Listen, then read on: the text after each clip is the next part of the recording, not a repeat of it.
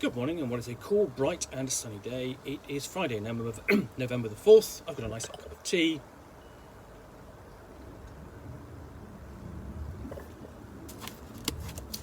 And a parcel to continue unboxing. Okay, so what I have in here is a bundle of Dungeons and Dragons scenarios. So I have... the next one I'm going to look at is Dead in Thay.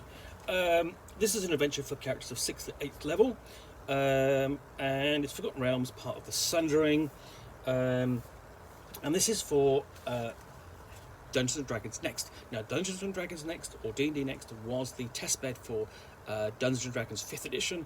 It was played between towards the end of Dungeons & Dragons 4th edition, and before Dungeons & Dragons 5th edition came out. And it resulted in a series of supplements and encounter campaigns and test documents that have seen print on the DM's Guild. They are available as print on demand, which is where this came from. Some of these were actually published, and they're a little bit difficult to track down, but they are now all available as print on demand. So this involves the dreams of the Red Wizards of Thay. So we get into it. So we've got an introduction, and a background, and a synopsis, and adventure goals, and notes on character creation, as well as an explanation of what the Sundering is. Notes on character advancement and running sessions. And we've also got notes for event coordinator. So this is potentially another event where you are running multiple groups, or there are multiple groups and you have one person in charge of them as you go through. So there's guide here, advice, and so on. Here we have a breakdown of session 1, personage of the sessions, accompanied by these rather fetching illustrations. And more of the NPCs. Again, these are really nice illustrations. And Forgotten Realms is certainly not without its illustrations over the years. And then we've got a guide to starting the session there. And tackling sort of like what they're doing is you've got Assault on the Bloodgate, handling elemental nodes, and elemental creatures. So you have you've got air nodes, water nodes, fire nodes. Don't have an earth node, but essentially you've got the three nodes for the player characters to deal with in that scenario. We do have an air node,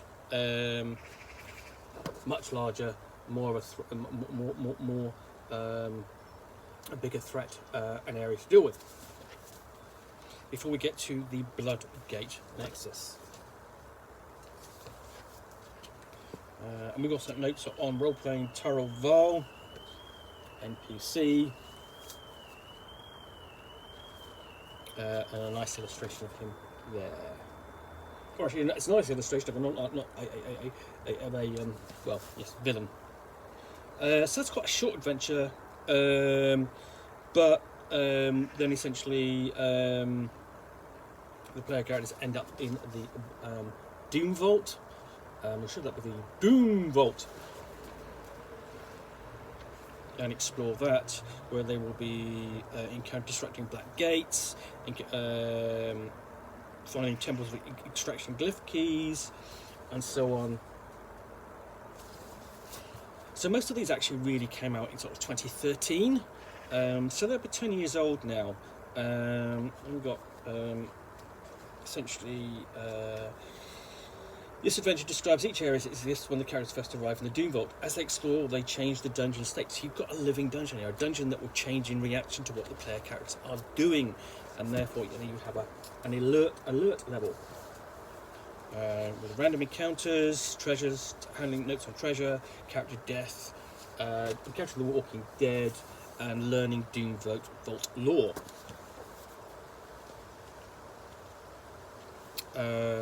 And then we get into session 2, so it's quite organised in terms of what you're playing, what you're doing. You're expected to do this in this session, that in the other session, and so on. before we get into an abyssal prison with a fiendish arena, a temple of chaos. And again, look at the illustrations in here. And it's interesting to note, it's sort of like these aren't the books. These aren't books that Wizards of the Coast has really revisited as part of its ongoing, as part of its campaigns. It's really visited sort of like classic campaigns.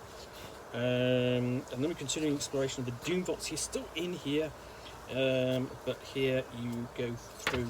You explore blood pens full of vermin halls. And there's even a swine run.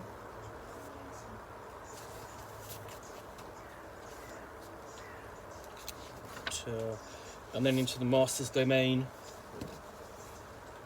So it's essentially you're playing this dungeon out over multiple sessions. And there we have encountering. You've got role playing. You've got a guide to role playing. More villains, including in a hall of necromancy in the Wizard's Court. And here you actually, I believe, you encounter sort of far round cysts in this section of the dungeon. And then beyond we have a forest of slaughter, where there's forests of illusion and recovery. So you literally have a dungeon, a forest inside a dungeon, where there is an ooze grotto and an ooze temple. Yes, one of the things we're planning to do at some point is play the Night Below campaign, and I want to play a Snurf Niblin ooze druid. Predator pools. And I do like the fact that they're essentially breaking up the dungeon, pulling it out for the individual sessions, because the dungeon itself is although it's clearly produced, it's difficult to kind of get a good view of it on the single page back here. You almost want it to have, it's a bit small there for ease of use.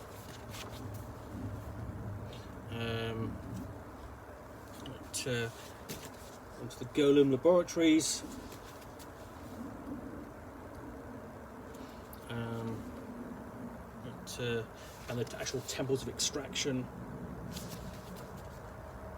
including temples of anguish, temples of oppression, temples of turmoil, temples of nature, and then final session in the Phylactery Vault.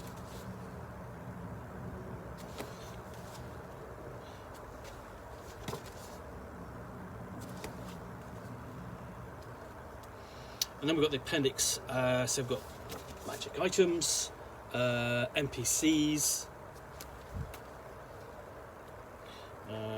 monsters, including an aboleth, elementals, astral divas, and so on, bargoests, basilisk beholders. There's quite a lot of monsters in here. Gelatinous cubes, gibbering mouthers, ghouls, giant centipedes, grey oozes. They're all in here. Red wizards, of course. So, yeah. And then we've got basically player characters, going to be a player card hand up there, I believe.